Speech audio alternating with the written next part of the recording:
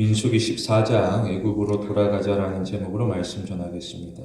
본문에서는 목적지가 기록되어지게 됩니다. 무엇인가? 가나안 땅입니다. 그 과정이 어떠하느냐? 여기까지 오기는 과정이 험난합니다. 그들은 애굽을 떠나였고 광해를 지나가며 드디어 가나안 땅에 가까이 접근하게 됩니다. 그래서 무엇하느냐? 앞서 정탐하게 됩니다.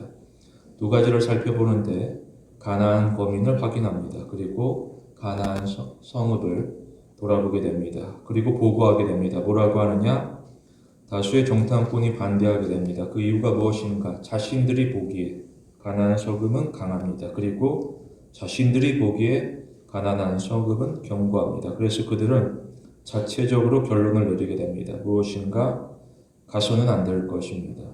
안 가는 것이 아니라 이것은 못 가는 것이 되어지게 됩니다. 만일 가게 되면 위험하게 됩니다. 혹 죽을 수도 있습니다. 따라서 가나안 땅을 고집해서는 안 됩니다. 여기서 포기하는 것이 어쩌면 현명한 결정일 수가 있습니다. 그러자 백성들이 이 보고를 듣고 실망합니다. 그리고 백성들이 크게 좌절하게 됩니다. 그들은 저마다 가나안 땅에 대하여서 자기만의 계획을 세우고 있었습니다. 그리고 기대하게 됩니다. 무엇인가? 그 땅에 들어가 집을 짓습니다. 그리고 밭을 일굽니다.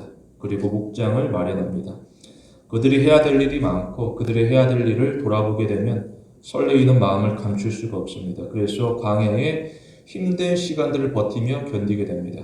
그런데 이 모든 것들이 물거품이 되어지게 됩니다. 이처럼 사람의 삶이라는 것은 불확실하게 됩니다. 사람들이 저마다 자신의 목표를 세우게 됩니다. 그리고 최선을 다하여 노력합니다. 그런데 삶 가운데 속에서 여러 가지 문제를 만나게 됩니다. 그 문제들을 간신히 통과하지만 또 다른 문제가 역시 기다리게 됩니다. 그들의 앞길을, 우리 앞길을 막아서게 됩니다. 특별히 세상의 소식들을 돌아보게 됩니다. 뭐라고 하느냐? 세상에서는 좋은 소식은 되도록이면 적습니다. 오히려 세상에는 나쁜 소식으로 가득하고 많게 됩니다. 예를 들어 경제가 어렵습니다. 그러면 사람들이 암울합니다. 그래서 누군가는 무언가를 포기할 수밖에 없습니다. 그래서 때로는 삼포 세대라고 부릅니다. 어떠하느냐? 2008년입니다. 세계 금융 위기가 닥치게 됩니다. 그러자 사람들은 경제적 불안 가운데 연애와 결혼 그리고 출산을 포기한다라고 소식이 전해지게 됩니다. 시간이 흘러가게 됩니다. 오늘날의 일은 나아지느냐? 그렇지 않습니다. 여전히 안 좋고 오히려 더욱 악화되어지게 됩니다. 그러면서 사람들은 더욱 많은 것을 포기할 수밖에 없습니다. 신자는 포기를 강요하는 세상에서 약속을 붙들며 살아가게 됩니다. 세상의 통치자는 사람이 아닙니다. 하나님입니다. 따라서 우리는 세상의 소식이 아니라 주님의 복음을 들어야 됩니다. 그런데 사람들은 살아계신 하나님을 부정합니다. 나아가 하나님에 대하여서 왜곡합니다. 무엇인가? 하나님을 믿을 수는 없다. 따라서 인생의 주인은 내가 되어야 된다. 내가 땀을 흘리고 내가 성취하여야 된다라는 강압감에 살아가게 됩니다. 그리고 그들이 성취하느냐? 그렇지 않습니다. 오히려 실패할 뿐입니다. 왜냐? 이 땅 가운데 가시덤불이 자라나게 되고 세상은 끊임없이 내가 하는 일을 방해하게 됩니다. 그렇다라고 해서 내가 이 땅에서 실패자인가? 그렇지 않습니다. 우리는 하나님의 종입니다. 우리는 나의 주인 대신 하나님에게 순종합니다. 그러면 우리는 주인의 즐거움에 참여하게 됩니다. 우리가 나의 기쁨을 소원하지만 나의 기쁨을 소원할수록 오히려 실망하게 되고 절망할 뿐입니다. 그러나 우리가 주인의 즐거움을 원하고 바란다면 오히려 하나님께서는 미쁘사 우리를 붙잡아 주시게 됩니다. 예수님께서는 착하고 충성된 종아 너가 작은 일에 충성하였으니 내가 많은 것을 너에게 맡기리니 너의 주인의 즐거움에 참여할 것이라고 이야기하시게 됩니다. 우리의 즐거움이 아니라 하나님의 기쁨 가운데 우리를 초대하고 계십니다. 우리는 이 땅에서 나의 만족을 구하지 않습니다. 오히려 우리는 이 땅에서 나의 주권자 대신 하나님의 은혜를 사모하게 됩니다. 우리는 24시간 밤낮 구름기둥 불기둥으로 인도하시는 하나님의 은혜 아래에서 살아가게 됩니다. 본문에서 두 가지로 봅니다. 첫째로 신자는 약속을 기억합니다. 본문에 보게 되면 백성의 논리입니다. 무엇인가? 그들은 가나안 땅에 안 갈 것입니다. 왜 그러하느냐? 자녀 때문입니다. 혹 전쟁하게 됩니다. 그러자 패배할 수 있습니다. 그러면 아들과 딸은 잡혀가게 됩니다. 자녀가 분명 고생하게 됩니다. 부모는 확실하지 않은 이 전쟁에 대하여서 걱정하게 되고 또 나아가 부모는 자녀가 고생하는 것에 대하여서 불안감을 느끼게 됩니다. 이러한 일들은 부모로서 반드시 막아야 될 것입니다. 이처럼 부모는 자녀를 보호해야 됩니다. 따라서 그들은 하나님의 말씀을 따르지 않을 것을 선언하게 됩니다. 이게 그들이 가나안 땅을 거부하는 이유로서 설명하고 있습니다. 그런데 이것이 사실인가? 그렇지 않습니다. 그들은 자녀를 걱정하는 듯 보이지만 자녀를 걱정하는 것이 아닙니다. 오히려 그들은 자녀를 통하여서 자신의 불신앙을 포장할 뿐입니다. 그들은 분명 자녀를 언급하였습니다. 이를 통하여서 오히려 그들은 자신의 불신앙을 감추고 또한 자신의 불신앙이 합리적이다라고 선언하게 됩니다. 어떠하느냐? 이 모든 것은 나 때문이 아니라 이 연약한 자녀 때문이라고 말합니다. 어떤 면에서 그들의 논리라는 것은 비겁하고 오히려 그들은 어린 자녀 뒤에 숨어 있습니다. 이게 바로 죄인의 특징입니다. 창세기 3장에 보게 되면 아담이 불순종하게 됩니다. 무엇하느냐? 선악과를 먹습니다. 그리고 이 일에 대하여서 뭐라고 설명하느냐? 나는 아무런 잘못이 없다. 모두 하와 때문이다. 하나님께서 나에게 주신 여인 때문에 내가 이 모든 일을 행하였다. 따라서 나는 억울하고 오히려 나는 피해자에 해당되어진다라고 설명하게 됩니다.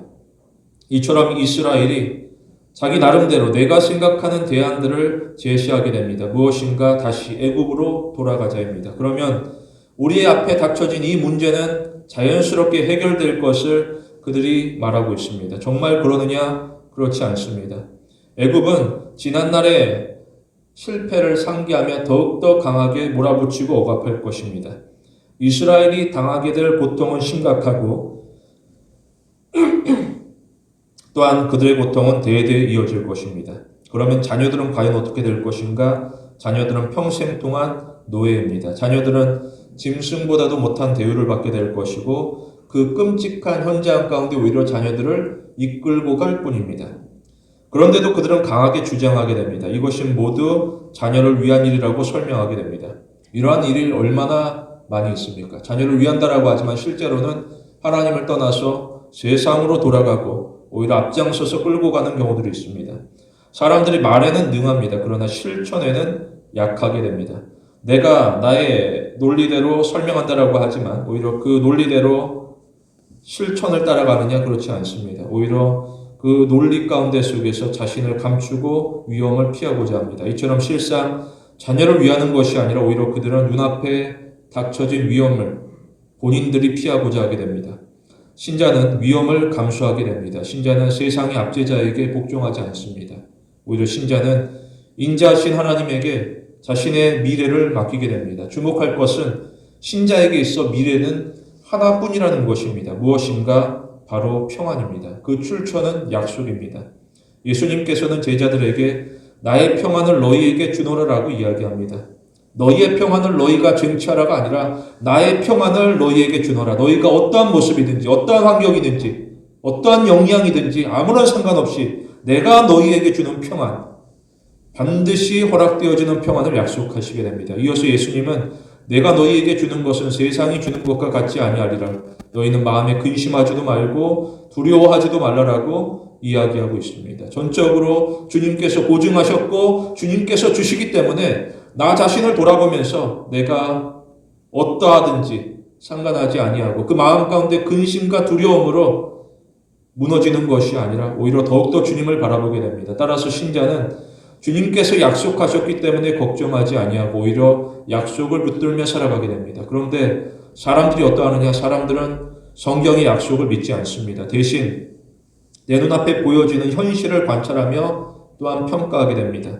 정탐꾼들이 이와 같았습니다. 정탐꾼들이 어떠하느냐? 그들은 적당히 일하지 않았습니다. 그들은 부지런하여서 열심히 정보를 모았고 그 모아진 정보가 참으로 많습니다. 그런데 그 결과가 어떠하느냐? 그들이 수고하고 열심을 다할수록 오히려 그들의 마음은 더욱 무거워지고 무서움으로 가득하게 됩니다. 그야말로 사람이 세상의 정보 가운데 짓눌리게 되면서 오히려 더욱 불안해하고 걱정하게 됩니다. 그래서 그들이 하는 일은 무엇인가? 결국 그들은 갈등을 조장하며 분열시키고 있습니다. 이처럼 사람들이 진리를 사칭하게 됩니다. 저마다 자신들의 논리를 주장하며 자신들의 여러 가지 학문, 여러 가지 생각, 여러 가지 뜻을 모아서 자신들의 불의를 합리화하고자 합니다. 그런데 신자는 이렇게 어지러운 세상 가운데 속에서도 오히려 단순한 믿음을 가지게 됩니다. 사람이 많은 것을 알아도 오히려 약속을 안 믿습니다. 그럼에도 사람들은 여전히 증거를 요구하고 있습니다.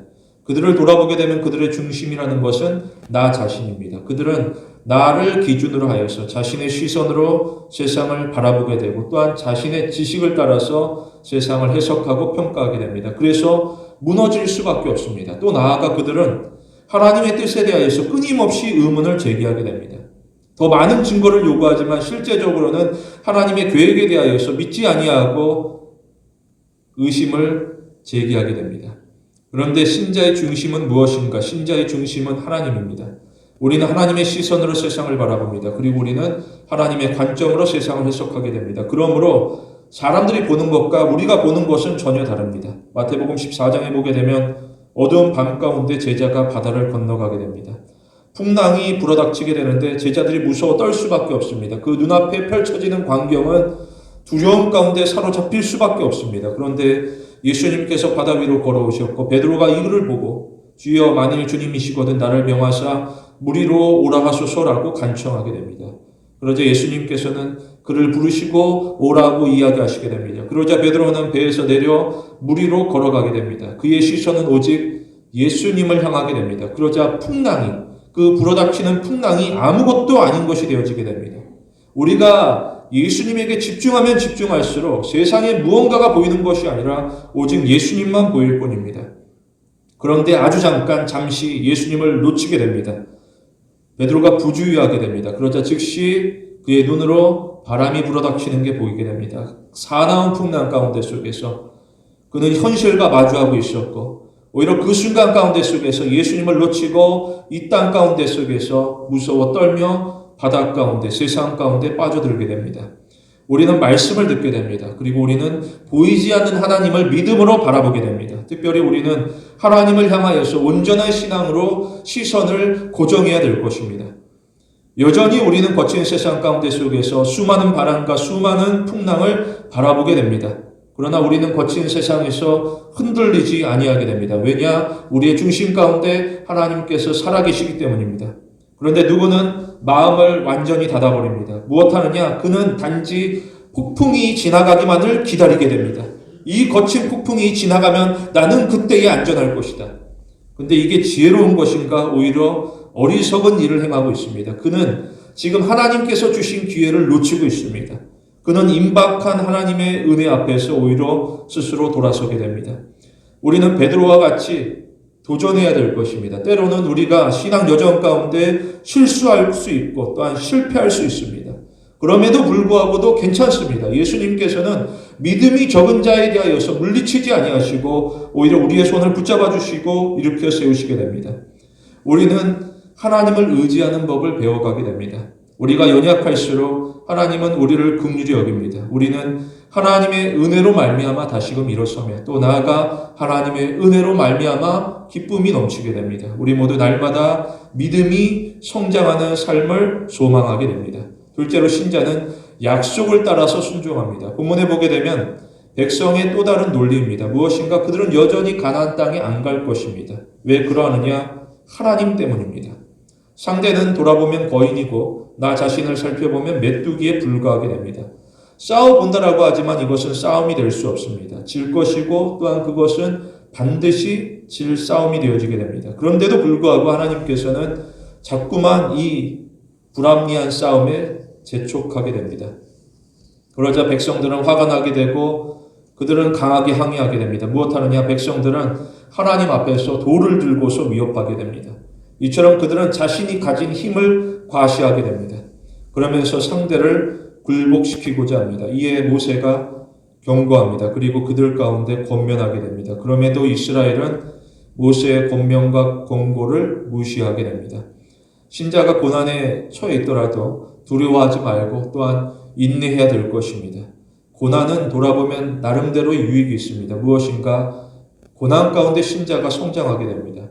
대적은 수시로 신자를 회방하게 됩니다. 무엇하느냐? 대적은 두려움을 이용합니다. 이를 통하여서 대적은 사람을 지배합니다. 또 나아가 대적은 사람을 통제하기를 원합니다.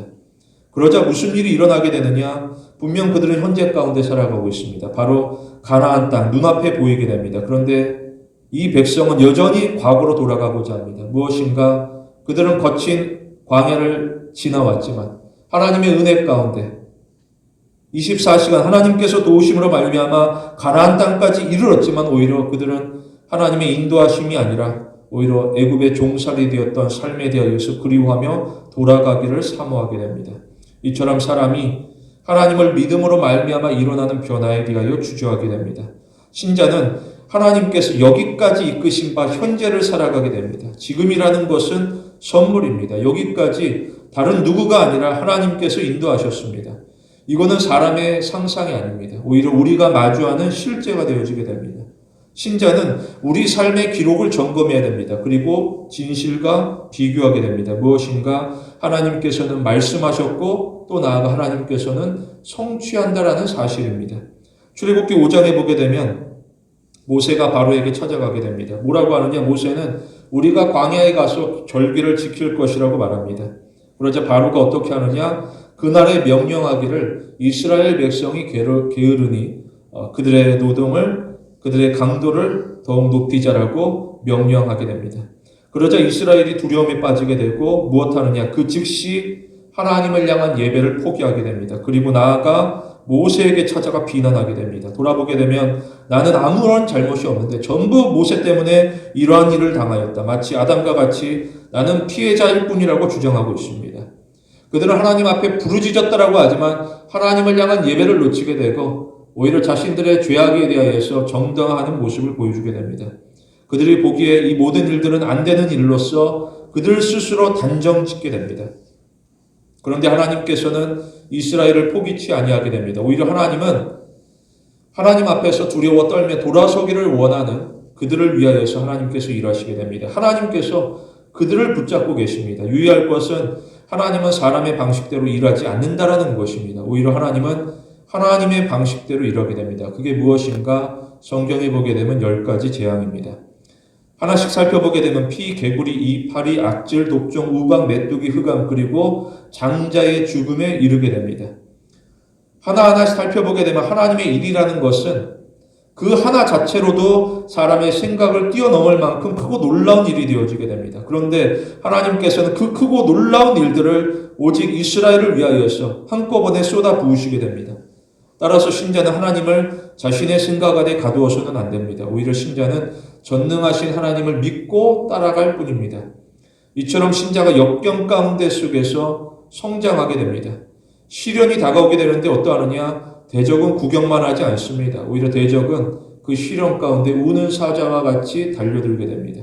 그리고 대적은 어떻게 해서든 힘들어하고 괴로워하는 신자를 무너뜨리고자 힘을 다하게 됩니다. 따라서 신자가 성장하지 않는다. 그러면 시련을 도저히 통과할 수가 없습니다.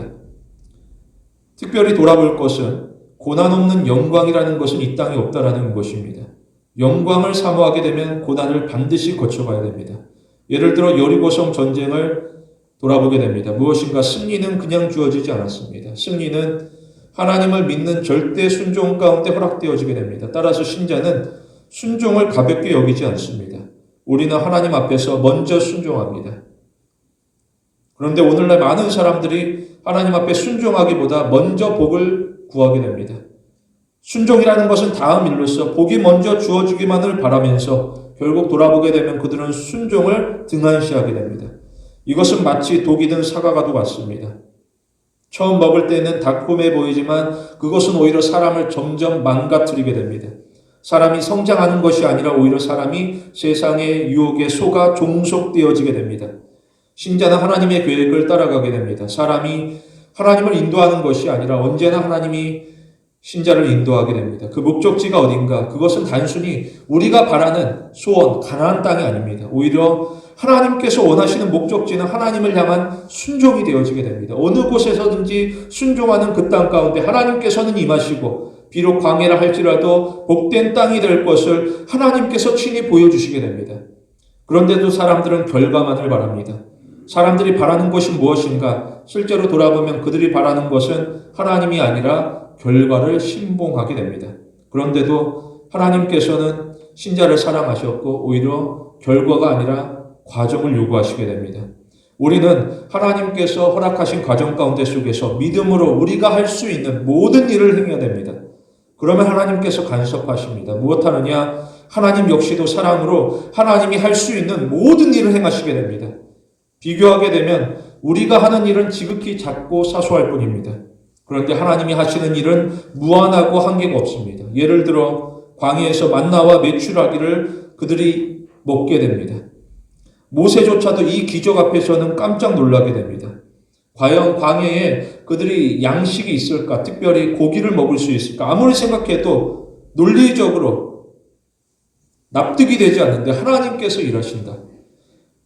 돌아보게 되면 우리의 삶이 이와 같습니다. 우리는 기적이 상식이 되는 일상을 살아가게 됩니다.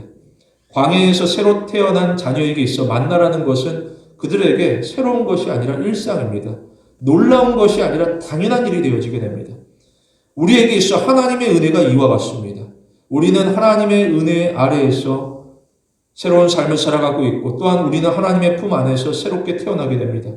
우리가 누구인가? 우리는 하나님의 자녀입니다. 자녀라고 하면 부모가 사랑하여 끌어안고서 그 어떠한 위험 가운데 속에서도 반드시 지키게 됩니다. 우리가 하나님의 자녀 되었다라는 것은 하나님의 보호 가운데 안전하다라는 것을 뜻하고 있습니다. 우리는 시련을 두려워하지 않습니다. 오히려 우리는 시련 가운데 무릎을 꿇고 더욱 기도하게 됩니다. 예수님께서는 너희가 악한 자라도 좋은 것으로 자녀에게 줄 줄 알고다 하물며 하늘에 계신 너희 아버지께서 다른 누구가 아니라 바로 너희 아버지께서 구하는 자에게 좋은 것을 주시지 않겠느냐라고 이야기하시게 됩니다. 하나님께서는 자녀된 우리를 사랑하셔서 기도하는 자, 하나님을 믿고 따르는 자에게 반드시 좋은 것을 더하시게 됩니다. 따라서 우리는 지금 결단합니다. 그리고 우리는 지금 순종합니다. 우리는 순종을 다음으로 미루지 않습니다. 우리에게 있어 지금 현재라는 것은 터닝 포인트가 되어지게 됩니다. 가나안 땅 앞에서 두렵고 떨므로 세상으로 돌아갈 것이 아니라 약속을 믿고 나아감으로 우리의 삶이 새롭게 변화되어질 것을 바라보며 꿈꾸게 됩니다. 단순히 나의 삶 가운데 내가 무엇으로 충만하게 채울까? 내가 바라는 집, 내가 바라는 목장, 내가 바라는 밭, 그런 것을 이야기하는 것이 아니라 하나님의 사랑으로, 하나님의 약속으로 채워질 것을 소망해야 될 것입니다. 특별히 우리는 진리로 중심을 잡게 됩니다. 우리는 약속을 의지하여서 오직 하나님만을 경외할 것을 다짐하게 됩니다. 우리 모두 하나님의 약속을 강하게 붙드는 성도가 되길 원합니다. 이후로 시간이 지나가게 됩니다. 시련이라는 것이 그들 가운데 잠잠이 되느냐? 그렇지 않습니다. 시련은 계속되어지게 됩니다. 비록 그들이 가나안 땅에 들어갔지만 약속의 땅이라고 하지만 여전히 그들은 시련 가운데 마주하게 됩니다. 특별히 구약을 지나 신약이 이를 때에 어떠하느냐? 초대교회가 세워지게 됩니다. 하나님의 말씀 가운데 교회가 세워졌습니다. 그럼에도 불구하고 그들은 박해를 받습니다. 어느 정도냐?